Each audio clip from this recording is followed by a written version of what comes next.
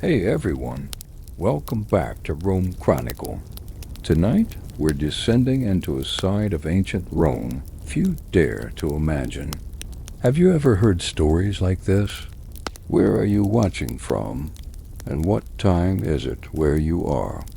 Take a moment to like this video and subscribe to RomeChronicle if you enjoy exploring these hidden corners of history with me. Dim the lights, get comfortable, and let's explore the hidden depths together. The Urinatores, as they were known, were neither soldiers nor senators, yet their work kept Rome's treasures flowing from the unseen depths. Imagine standing at the edge of the Tiber, the river's black water sloshing against the stones, the chatter of vendors and footsteps echoing off nearby apartments, a distant fountain whispering secrets of the city. You can almost smell the tang of wet stone, the coppery sting of metal, the faint smoke of the blacksmith's hammer hammering somewhere nearby. These divers, barefoot and braced with only crude weights, plunged into waters that smelled of mud, algae, and on unlucky days decay. Their lives were tense poetry. Seconds could cost you your lungs, your strength, or your life. One might imagine them adjusting a leather strap under the sternum, eyes squinting at the murky silhouettes below. The treasure they sought was not always gold or silver. Sometimes it was lost amphorae, occasionally a bronze coin, often an object of deep personal value to someone they would never meet. And yet, there was a rhythm to it, a strange familiarity, the tug of rope through hands calloused from years of hauling, the cold bite of water that numbed fingertips and knees alike, the careful negotiation with the river itself. Even in danger, humor found a way to creep in. A diver might whisper to a companion, "If we survive this, dinner's on you," or chuckle at a particularly stubborn eel that refused to budge. Day to day, they were craftsmen, scavengers, athletes, and storytellers. Their work began before sunrise, when the first light struck the stone arches and the city's shadows still hid secrets in every alley. They prepared their lungs and bodies like gladiators, checking ropes, weights, and the patched leather helmets that helped them see through the murk. At times they exchanged brief words with the boatmen or the dockhands, who rolled their eyes at the foolish bravery or foolishness, depending on perspective of these men. And beneath the surface, the world changed entirely. The river became a silent, alien place where gravity felt different. Sounds were swallowed by water, and everything shimmered as though seen through a wavering mirror. Yet even here, they were human.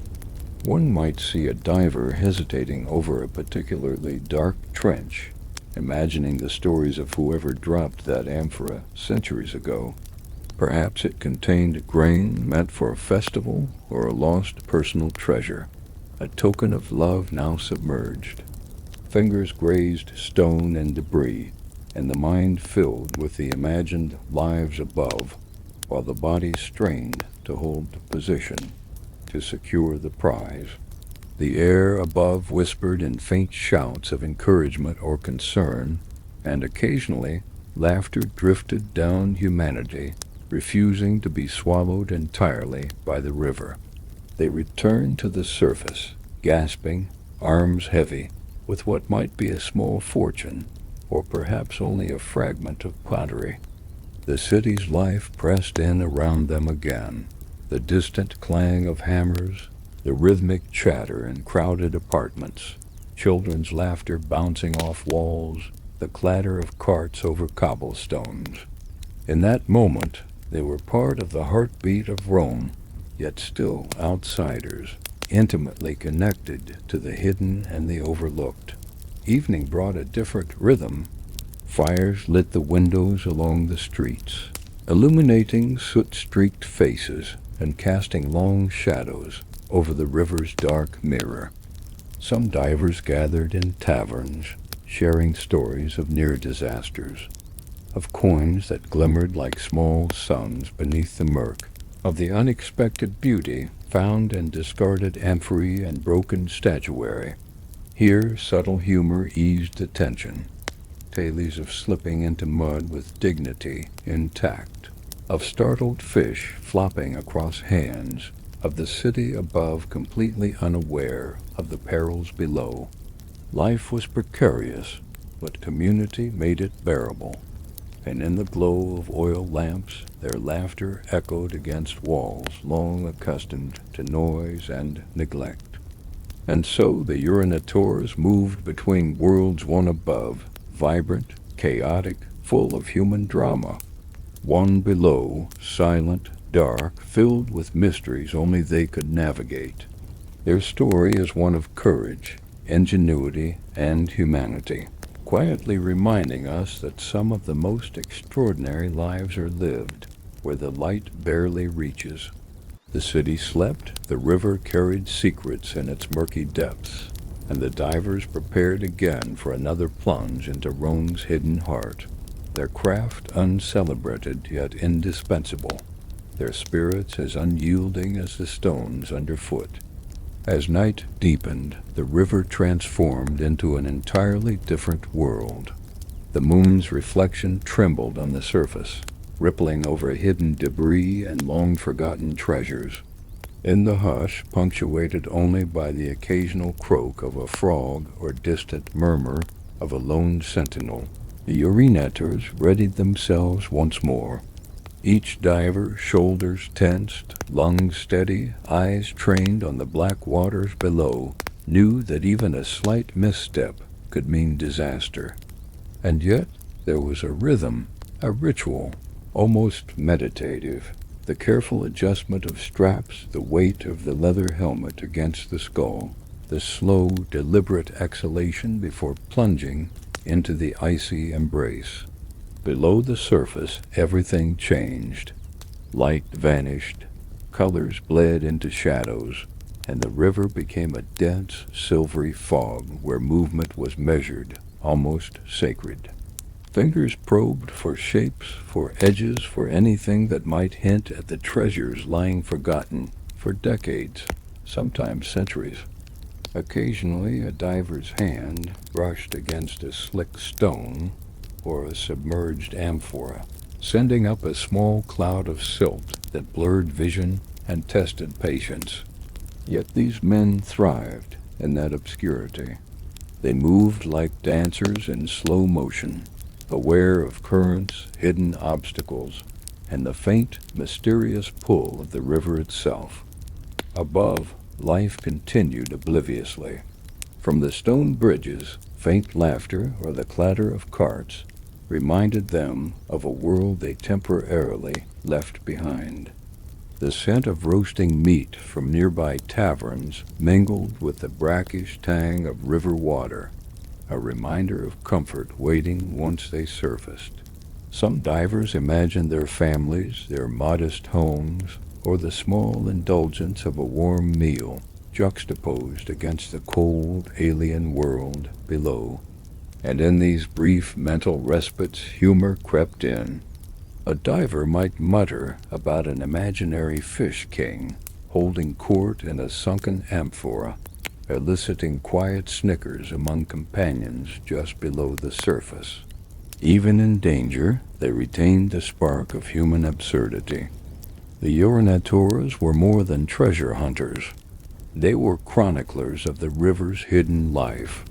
Broken pottery, bronze coins, fragments of jewelry, they told stories, not just of wealth, but of lives long past.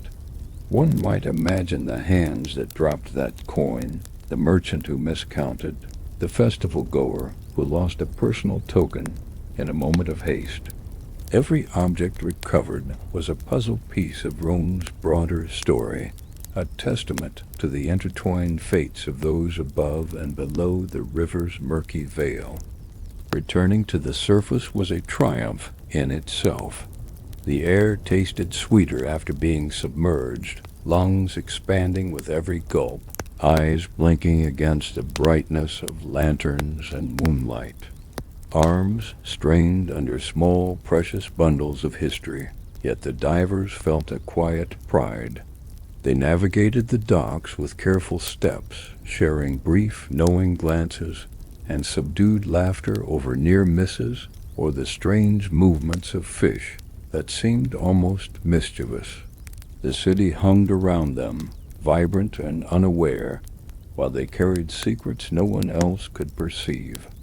Back on land, the night stretched into stories. In dimly lit taverns or quiet alleyways, the Urinatores swapped tales of peril and discovery. Their voices low, almost conspiratorial, they spoke of submerged treasures, of the river's moods, of the oddities encountered below. A chipped coin that bore the faint impression of a forgotten emperor, a fragment of a vase that smelled faintly of olive oil, long since gone, a medallion encrusted with algae. Each item prompted curiosity, reflection, and sometimes laughter. And through it all, the river waited, patient and dark, holding more stories than any one man could uncover in a lifetime, whispering them only to those brave enough to dive. Morning approached with a soft, gray light spilling over Rome's rooftops, brushing the stone streets with muted gold.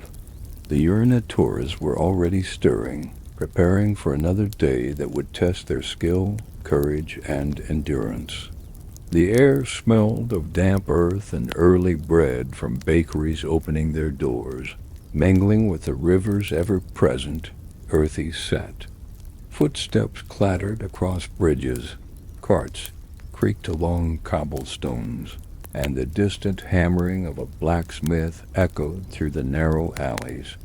Yet the divers' focus remained below, on the hidden world that the bustling city above rarely considered. As they lowered themselves into the water, the river welcomed them like an old, secret friend. The murk thickened, swallowing light, muting sound, and sharpening senses.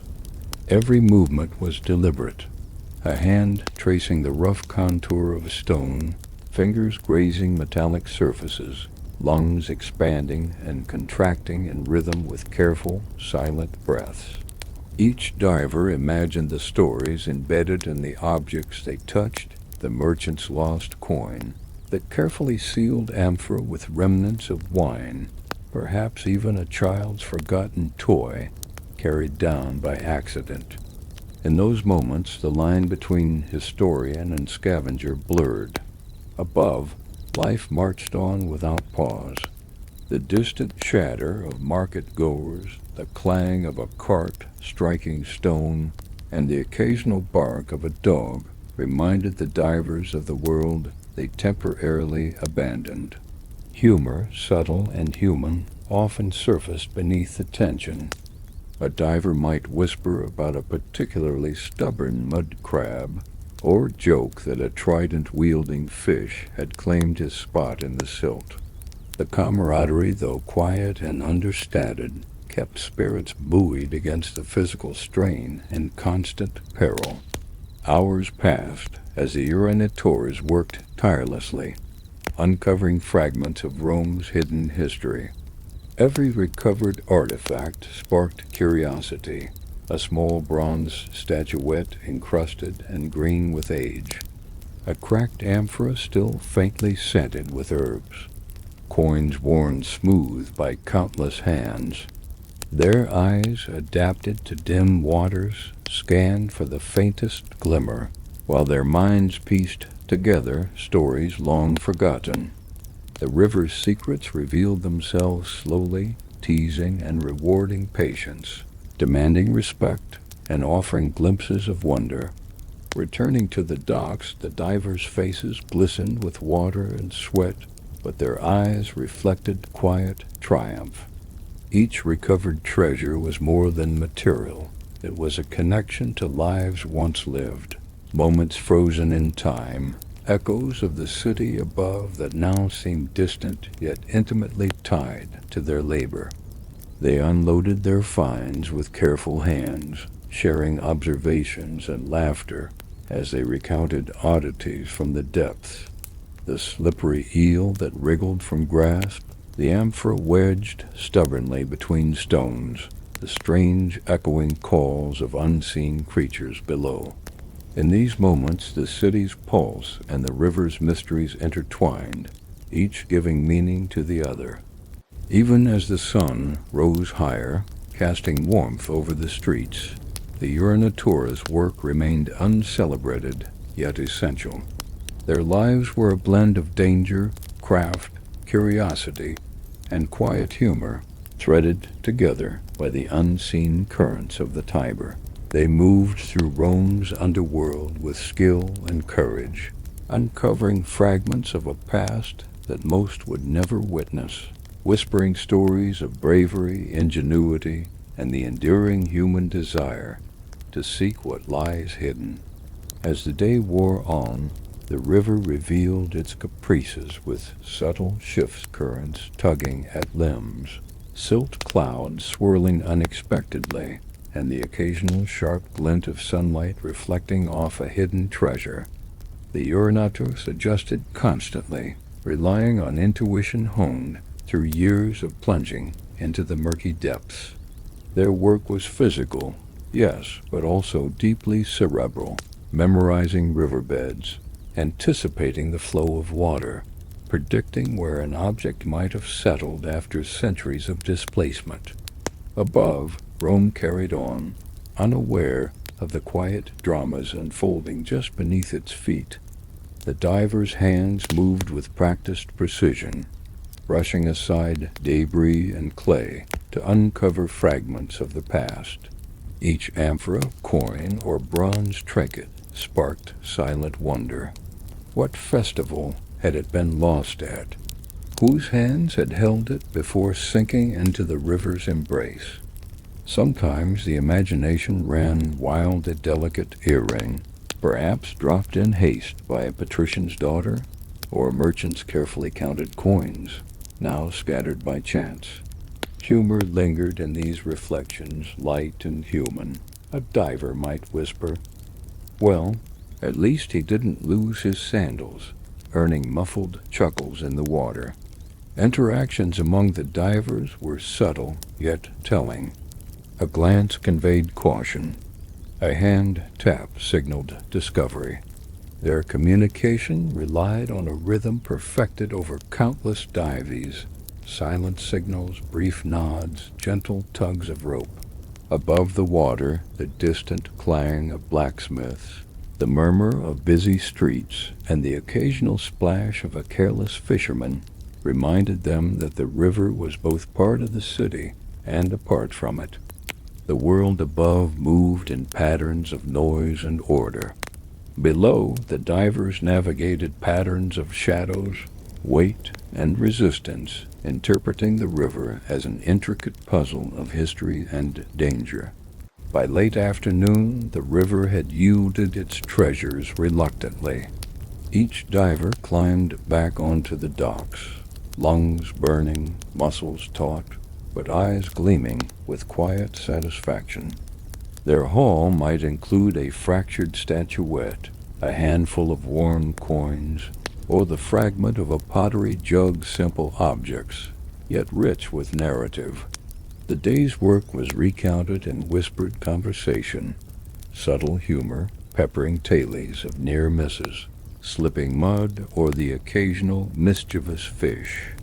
Even in exhaustion, they carried a sense of pride, custodians of Rome's hidden stories, mediators between the river's silent history and the bustling city above. Night fell once more, soft and encompassing. Lanterns flickered on the streets, shadows danced along stone walls, and the Tiber reflected the moon's pale glow, calm and unyielding. The Urinatores rested briefly, preparing for the cycles to repeat the plunge into darkness. The unearthing of forgotten fragments, the delicate dance between danger and discovery. Their lives were a constant negotiation with the river, a blend of courage, skill, curiosity, and quiet humor. And as the city slept, unaware of the treasures beneath its waters, the divers' stories, silent, extraordinary, and human, continued, whispering of the unseen world that thrived just below the surface of Rome.